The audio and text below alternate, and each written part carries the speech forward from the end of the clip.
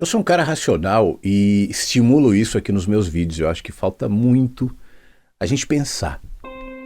Às vezes eu olho para como a nossa sociedade se estrutura, da educação, à comunicação, à política, à espiritualidade, à religião.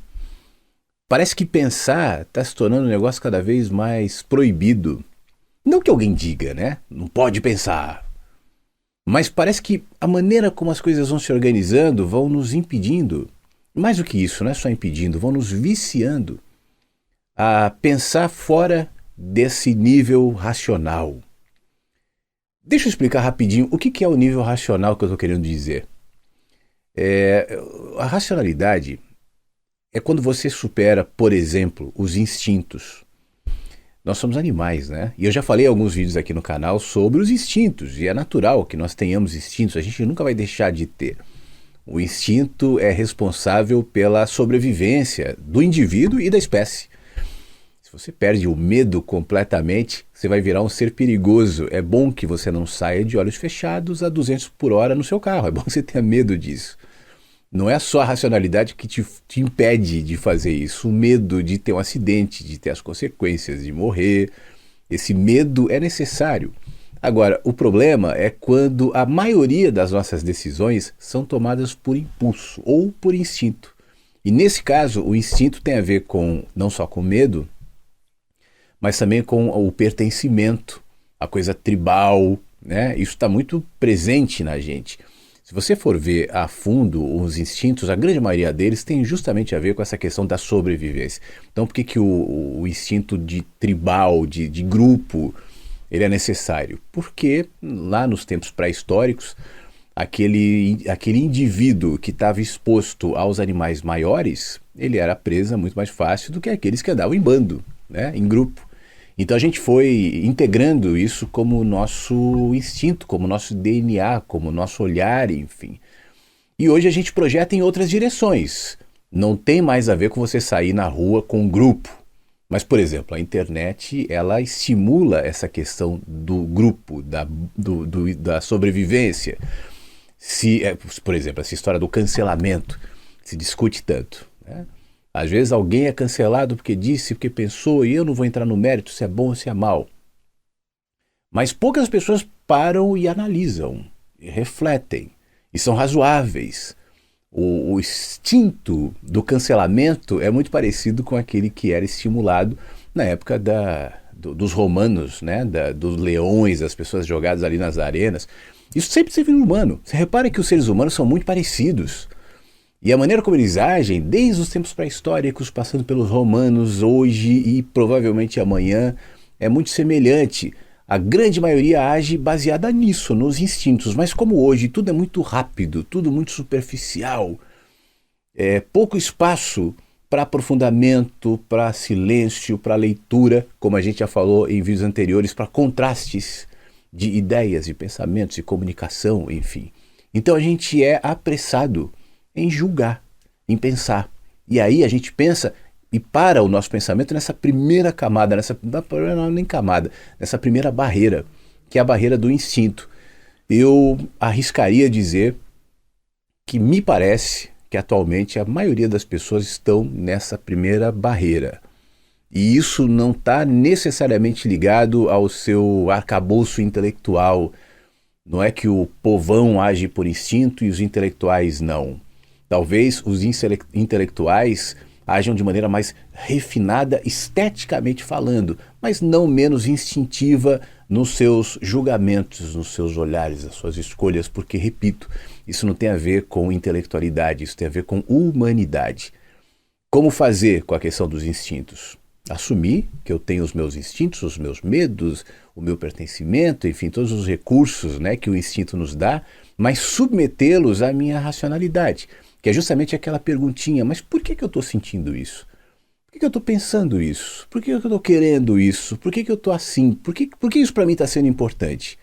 Quando você se acostuma a se perguntar, isso é jogar luz sobre aquilo que antes é só instintivo, só berra, só urra nos porões do nosso inconsciente. E então você começa a se enxergar um pouco melhor e adicionar uma camada que não tem mais a ver com a camada das massas, dos impulsos, das reações, mas a camada da racionalidade. A racionalidade, ela pode ser encorpada, né, por aquilo que você conhece, por aquilo que você estuda, por aquilo que você sabe. É claro, não há limites para a racionalidade. Nenhum de nós chegou ao ápice da racionalidade. Ela está contida, no entanto, aos meus limites. Por isso, a minha própria racionalidade me indica que ela é insuficiente. Deixa eu te explicar. Ainda que seja importante a gente estimular os porquês, a reflexão, a comparação histórica, né? Ser razoável ali naquilo que a gente está olhando, jogando, isso vai do âmbito pessoal ao âmbito nacional, cultural, histórico, enfim. Mas ainda assim a minha própria racionalidade me indica que mesmo que eu seja absolutamente abastecido assim de parâmetros para chegar às minhas determinadas conclusões, eles são insuficientes, porque ninguém sabe tudo. Eu botei recentemente aqui no canal um shortzinho, botei no Instagram também, que falava um pouco, acho que já falei em vídeos também, isso é um assunto frequente aqui sobre a verdade absoluta, né? Ninguém sabe.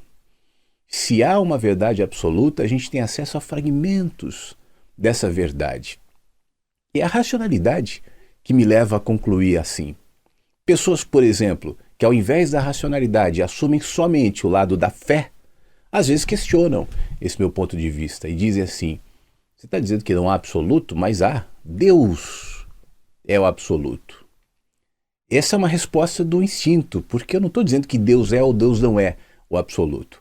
Eu estou dizendo que se há absoluto, seja Deus ou não seja Deus, enfim, a gente não tem condições de mensurar o que seja, de verbalizar o que seja, de transformar isso num corpo de doutrinas, de ideias e livros. Por isso, eu, pessoalmente, não sigo nenhuma religião, porque por melhores que eventualmente umas sejam, outras eu acho que são até perigosas, enfim, mas a religião é um fenômeno cultural, né? É uma tentativa humana de trazer palavras, de trazer conceitos, de trazer uma ética, aquilo que não cabe dentro disso, mas pode, de alguma maneira, passar perto ali. Então você melhora como ser humano, você se torna mais espiritualizado, mas ainda assim consciente de que a sua espiritualidade é limitada, porque tudo tem limites. Então, baseado dentro de um princípio de racionalidade, que tudo aquilo que eu penso, creio, sinto é limitado, então a minha proposta aqui é abrir esse espaço de racionalidade, continua sendo racionalidade, mas não só racionalidade intelectual. Deixa eu tentar ser mais claro aqui. Às vezes eu vejo gente bastante intelectualizada, bastante racional, se fechando para entendimentos que estão em outro nível. Eu não vou entrar numa área mística aqui não, mas eu estou falando em níveis sutis e sensíveis, acessíveis aos nossos sentidos. Eu vou te dar um exemplo. Um cara racional, eu acho que a gente concorda aqui, foi Einstein, né? E eu estou dando um exemplo, isso não se limita ao Einstein, mas ele dizia que às vezes, quebrando a cabeça para chegar a determinadas conclusões, para entender determinadas fórmulas, usando todo o recurso racional que ele tinha, de cálculos, de experiências, enfim, aquilo não ia, né? Travava. E quando ele se esquecia, muitas vezes, de pensar, tal, ia dormir, deixava aquele negócio guardado uma semana, tal, vinha. Como se algum nível inconsciente dentro dele tivesse sido ativado até pela racionalidade, mas submergiu, não pescado pelo anzol dos cálculos do pensamento, da ideia, tal, mas de um ambiente mais sutil, que talvez precisasse de silêncio, precisasse de mansidão, precisasse de descanso para vir à tona. E eu acho que esses recursos muitas vezes são ativados não pelo excesso de ideias, de pensamentos, apesar de ser positivo muitas vezes, mas, por exemplo, pela utilização dos recursos sensoriais. Aquele que se disponibiliza a ouvir. Ouvir.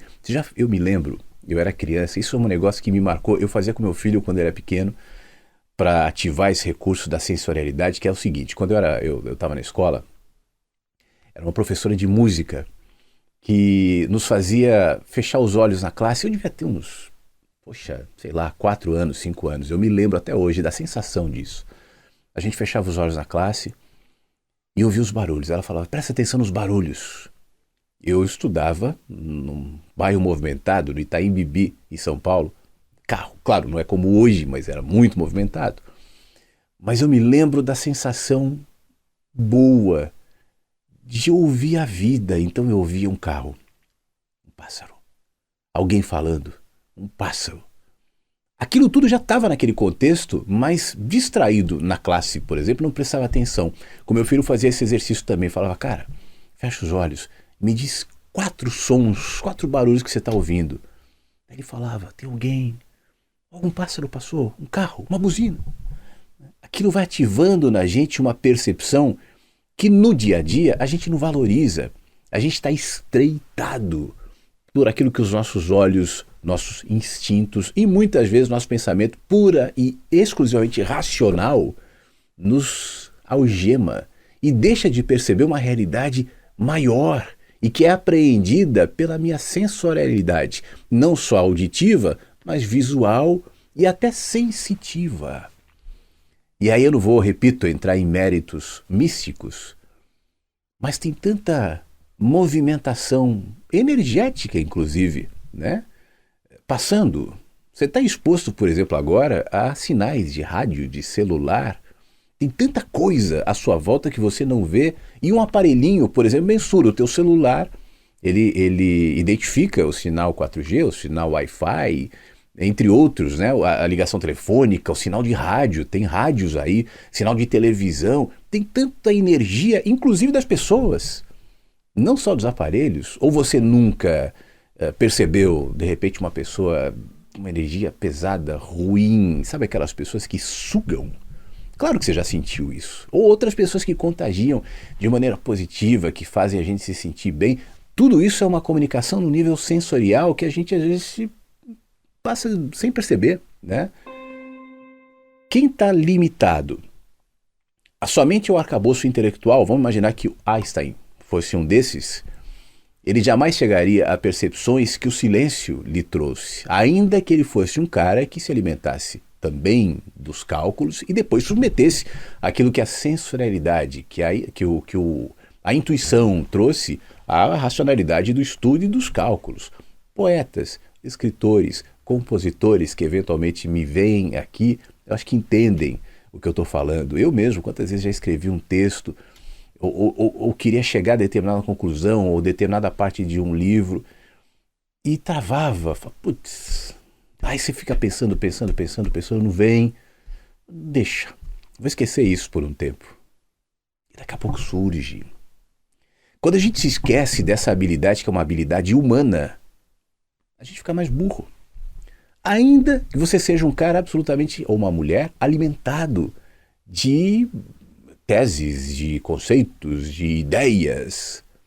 Mas o excesso de ideias, puramente e apenas em teses, em conceitos, isso nos emburrece. Assim como o excesso de instinto, só instinto também nos emburrece. Como tudo na vida, o equilíbrio é fundamental, a abertura é fundamental. E nesse caso, o entendimento de que vivemos num mundo onde a racionalidade, infelizmente, parece que está morrendo, né?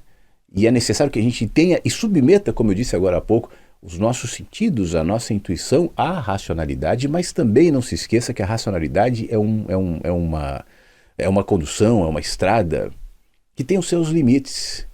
Adiante, uma vez que eu me lembre disso e me permita, a partir da sensorialidade, absorver a sabedoria que uma madrugada ensina para amanhã, que amanhã carrega para a tarde, que a tarde deposita na noite, que uma pessoa traz para outra, que o antepassado silenciosamente, às vezes uma cultura de família, vai trazendo meus próprios genes também, né? O nosso corpo, ele é riquíssimo em inteligência, em sabedoria, e uma vez que eu condicione toda a apreensão de sabedoria ao meu cérebro, eu perco esse nível de inteligência. Por exemplo, a própria medicina tem evoluído uma vez que entende os seres humanos como um corpo inteiro e não somente como uma doença. Essa coisa do... Tudo bem, é importante ainda que tenha o especialista no braço, especialista na articulação, na pele e tal, mas se esse especialista não lembrar que ele está tratando de um sistema inteiro, que não está restrito àquela doença ou àquela razão da pessoa estar indo lá tratar, ele vai ser um médico limitado. Abrir, enxergar além, enxergar mais. E essa vida, essa que a gente está experimentando aqui, ela é tão rica, né? Mas tão, infelizmente, diminuída por aquilo que a gente quer enxergar. Então a gente aceita viver e enxergar a vida através de microfechaduras, algumas menores, outras um pouquinho mais amplas, mas ainda assim são fechaduras. Para concluir, talvez o exemplo seja até melhor do que as fechaduras, seja a história das caixas, que eu costumo dizer. Não sei se você já ouviu eu dar esse exemplo, mas eu acho que nós sempre vamos viver em caixas, né? Não existe aquele ser que sai das caixas completamente e tal, porque isso tem a ver com aquela coisa da verdade absoluta. A gente nunca vai ter essa dimensão. Agora, o fato de eu sempre estar numa caixa não quer dizer que eu sempre deva estar numa caixa pequena, num cubículo, numa caixa de fósforo. Eu não sei qual é a maior caixa que eu posso estar. E uma vez que dentro de uma caixa pequena eu entenda assim, eu me expando. E quando eu me expando, eu vou para uma caixa maior. Porque eu deixei de caber na pequena. E se eu continuar esse processo, aquela que é maior vai virar pequena também. E eu vou sempre subindo para caixas maiores e mais amplas, porque eu vou crescendo com isso. O entendimento de que o conhecimento, dessa maneira ampla, como eu estou te propondo aqui, é ilimitado, ele me amplia. E uma vez que isso acontece, né, agora sim para encerrar, talvez a maior característica seja o entendimento de que a gente é aprendiz. Sabe a história do Sócrates? Eu só sei que nada sei. Essa é, na minha opinião, a característica mais evidente de quem está trilhando esse caminho. O ser arrogante de conhecimento intelectual, por exemplo, deixou de aprender. Repara que esses seres instintivos, que estão em tribos, brigando na internet, que agem como se conhecessem a verdade e a verdade tivesse a ver com o time de futebol que eles escolheram ou com o político que eles amam, né? Ou com a ideologia política que uma vez os convenceu, enfim. Esses seres não crescem, esses seres não se abrem, esses seres estão restritos, diminuídos, latindo, berrando para que o mundo caiba na caixinha de fósforo deles. Quem aceita sair da caixinha e ir para uma caixa maior, lida com o outro, ainda que o outro pense de maneira diferente, como quem tem o que aprender e ensinar. É uma troca. Você pode vir com a sua ideia e eu posso chegar aqui com a minha e a gente pode não concordar em quase nada. Mas é possível que na sua ideia e na minha, componentes que enriquecem o meu e o seu entendimento existem. Então eu vou me acalmar, eu vou aguçar os meus sentidos, eu vou me silenciar, eu vou ouvir, não só falar.